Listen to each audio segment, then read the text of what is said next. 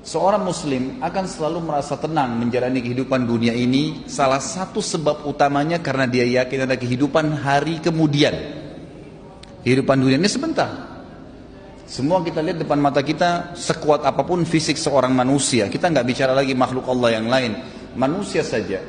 Orang yang terdekat di antara anda pribadi, kerabat-kerabat kita, teman-teman dekat, orang-orang tua kita, mereka meninggal dunia. Sekuat apapun, sehebat apapun dia, ya, prestasi dunianya, profesor kah, doktor kah, dia seorang bisnismen yang terkaya di dunia kah, orang yang paling gagah atau cantik kah, orang yang paling dihormatin kah, kepala suku kah, presiden kah, siapa saja, atau orang susah, semua akan meninggal. Kehidupan dunia sebentar akan dilaluin. Orang mukmin yakin bahwasanya ada kehidupan yang abadi di sana.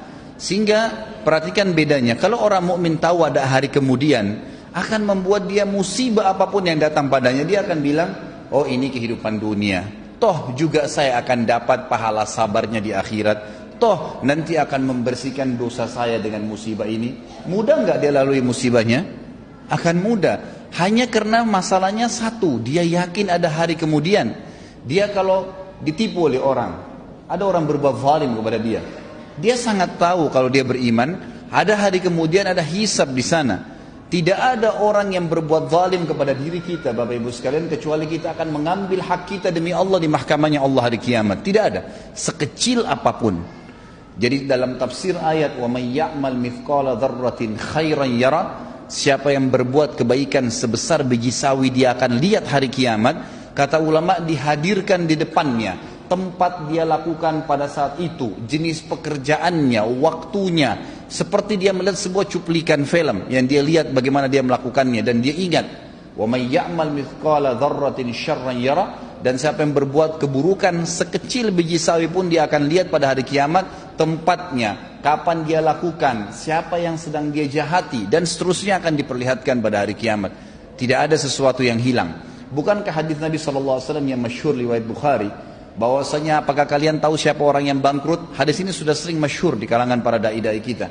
Maka para sahabat mengatakan, ya Rasulullah, orang yang bisnis bangkrut, hilang dirham dan dinarnya.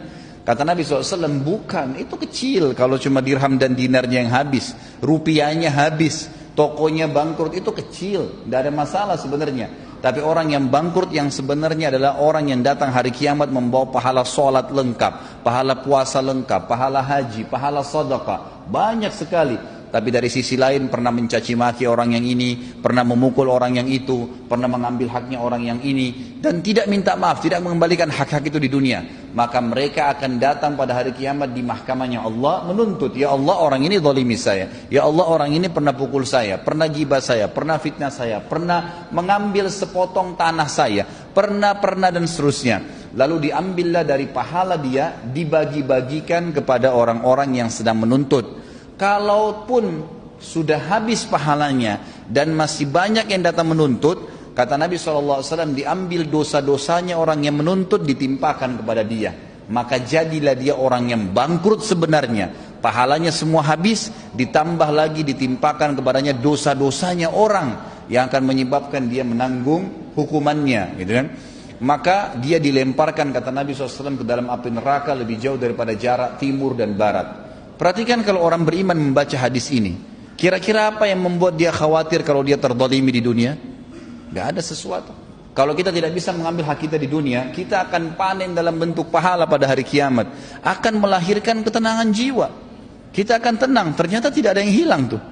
Sendal kita yang pernah diambil, HP kita yang pernah dicuri, kunci mobil kita yang pernah hilang, mobilnya pernah hilang, pernah dibuat apa sajalah kezaliman orang lakukan. Tidak ada yang akan selamat pada hari kiamat. Allah Subhanahu wa taala akan datang dan menghakimi semua hambanya. Sampai kata Nabi SAW di dalam hadis yang sahih, kalian akan berbicara dengan Tuhan kalian tanpa ada penterjemah di antara kalian pada hari kiamat, dan Allah akan menghakimi semua hamba-hambanya pada hari itu. Semuanya, tidak terkecuali, tidak ada yang bisa lolos pada saat itu. Beriman pada hari kiamat, hari kemudian memberikan ketenangan jiwa. Seorang muslim tahu, orang mukmin tahu, pada saat dia lahir, saya nggak bicara kalau anda sehat kemudian tiba-tiba anda stroke, itu ringan. Bagaimana dengan orang yang baru lahir tiba-tiba sudah cacat? udah buta matanya, udah nggak bisa jalan. Apa kira-kira yang bisa menghibur dia coba? Kalau anda sebutkan apa yang saya sebutkan sekarang tentang masalah, tanamkan dalam hatinya adanya hari kiamat dan semua cacat fisik di dunia ini tidak akan dibawa di akhirat. Tidak akan dibawa di akhirat. Karena fisik yang kita pakai sekarang hanya sebatas di dunia. Hanya sebatas di dunia. Hadis Nabi SAW riwayat Bukhari yang berbunyi, kata Nabi SAW, jasad kalian akan dimakan oleh tanah, ya, kecuali tulang ekor kalian yang darinya Allah akan membangkitkan kalian pada hari kiamat, ya, akan dibangkitkan. Allah akan turunkan hujan yang akan menetesi setiap tulang ekor tersebut dan akhirnya kalian tumbuh seperti tumbuhnya tanaman, dan Allah membuatkan fisik yang baru. Fisik yang baru. Apa kata Nabi SAW? Semua laki-laki Allah akan berikan fisik seperti ayahnya Adam, 60 siku ke langit. Jadi fisik yang kita pakai sekarang ini cuma sebentar di dunia. Mau cacat, mau sempurna, mau gagah, mau cantik, itu sebentar duniawi. Di akhirat kita akan punya fisik baru. Posternya semua laki-laki seperti Nabi Adam, 60 siku ke langit artinya 27,5 meter. Dan semua perempuan 40 siku ke langit artinya 17,5 meter. Semua sama. Yang kafir dan beriman akan sama fisiknya. Akan diberikan fisik yang baru oleh Allah Subhanahu wa ta'ala. Kira-kira terhibur nggak orang yang bangun lahir dalam keadaan stroke atau lahir dalam keadaan cacat kalau kita mengatakan ini cuma di dunia? Atau dia mengatakan oh ini cuma di dunia saya laluin. Pada saat saya meninggal setiap detik bisa datang malaikat maut, maka saya akan meninggalkan jasad ini dan saya akan mendapatkan jasad yang baru. Nggak ada masalah bagi dia. Beriman kepada hari kiamat itu akan mendatangkan ketenangan jiwa bagi seseorang. Juga dari sisi yang lain, dia tidak akan bergantung dengan dunia. Dia akan meninggalkan dunia ini, dia jadikan dunia ini di belakangnya. Ulama sudah sepakat mengatakan, siapa yang mendahulukan akhirat dalam kehidupannya, maka dunianya akan ikut. Dan siapa yang mendahulukan dunianya, maka akhiratnya akan luput. Hilang akhirat itu. Tidak bisa. Coba anda fokus ke masalah akhirat. Azan, sholat. Waktunya puasa, puasa. Waktunya baca Al-Quran, baca Al-Quran. Berzikir, berzikir. Pokoknya ibadah. Waktunya sedekah, ya bersedekah. Semuanya dahulukan masalah akhirat. Maka dunia kita akan datang dengan sendirinya. Dimudahkan oleh Allah Subhanahu wa ta'ala. Dimudahkan dengan sangat mudah. Allah Subhanahu wa ta'ala datangkan dari belakang dia. Tapi orang subhanallah yang kejar dunia, sibuk dengan meetingnya, lupa dengan sholatnya dilewatkan. Ya subhanallah, bisa dia dahulukan meeting dengan partner bisnis daripada bertemu dengan Allah Subhanahu wa ta'ala. Yang kalau dia bahasakan bahasa kantor sama saja dia sedang absen dengan Allah. Sebenarnya pada saat itu pencipta langit dan bumi yang memberikan kepada dia ruh, yang ciptakan jasadnya, yang mengizinkan hidungnya bisa menarik oksigen sehingga dia bisa hidup, ditinggalkan hanya dengan urusan dunia? Nggak mungkin. Tapi orang kalau yakin dengan hari kiamat, dia tahu ada Allah SWT akan menghisab pada saat itu, dia akan lebih mendahulukan masalah akhiratnya. Dunia akan jadi kecil bagi dia. Seorang mukmin pada saat punya rumah besar terus tiba-tiba jadi rumah kecil, nggak masalah buat dia. Nggak masalah buat dia, nggak ada masalah karena semua yang dia tahu dunia sebentar, gitu kan? Sisi yang lain lagi, orang yang beriman kepada hari kiamat ini akan termotivasi jemaah sekalian untuk melakukan amal-amal saleh, sibuk dengan amal saleh. Nggak ada waktu bagi dia untuk berbuat dosa. Ingat, setiap dosa yang kita lakukan, kalau berhubungan dengan Allah Subhanahu wa ta'ala, zina, tidak sholat, syirik, berhubungan dengan Allah Subhanahu wa ta'ala langsung, kita taubat kepada Allah, Allah ampuni. Tetapi perbuatan dosa itu akan mendatangkan konsekuensi dari Allah. Hukumannya ada, pembersihan dosa itu. Kalau orang mukmin tahu ini, anda sebagai orang yang beriman tahu bahwasanya setiap dosa yang saya lakukan akan ada konsekuensi hukumnya, anda tidak akan melakukannya. Banyak orang berani, kalau dalam bahasa ulama itu tajarra Allah, dia berani sekali pada Allah, karena dia belum tahu kalau dia melakukan satu perbuatan dosa akan datang konsekuensi hukum dari Allah, nggak bisa dia selamat.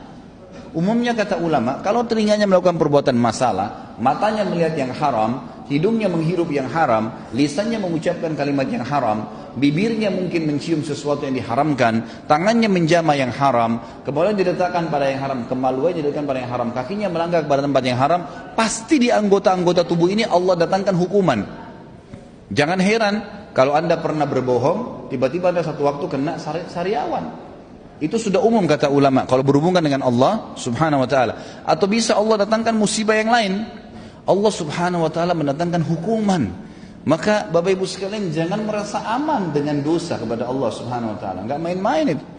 Kalau kita tahu dan kita beriman bahwasanya al-jaza min jinsil amal, sebagaimana sabda Nabi SAW akan datang balasan sesuai dengan kadar perbuatan seseorang, maka kita tidak akan lakukan itu. Begitu pula dengan berhubungan masalah haknya manusia. Mencuri, menggibah, memfitnah, haknya manusia, mengambil haknya dia. Kalau kita tidak kembalikan, mungkin karena kita anggap kita orang hebat, punya strategi, punya cara untuk menipu orang, atau punya ilmu, atau punya kedudukan, lalu kemudian kita menindas orang lain, orang itu tidak bisa menuntut. Gak ada yang selamat dari mahkamah Allah SWT. Perhatikan kata ulama, hari ini Anda menipu, besok pasti Anda ditipu. Pasti. Hari ini Anda berbohong, besok Anda akan dibohongi. Hari ini Anda menggunjing, lusa dan kapanpun waktu yang Anda akan digunjing dengan orang. Balasan akan datang sesuai dengan kadar perbuatan. Itu di dunia ya, belum akhirat. Kalau dia tidak taubat akan datang hukuman yang berat di hari kiamat nanti. Kalau kita tahu dan sadar bahwasanya ada hisab hari kiamat, kita akan lebih hati-hati. Tidak akan mudah untuk melakukan perbuatan dosa, karena berat di dunia, berat juga di akhirat nanti.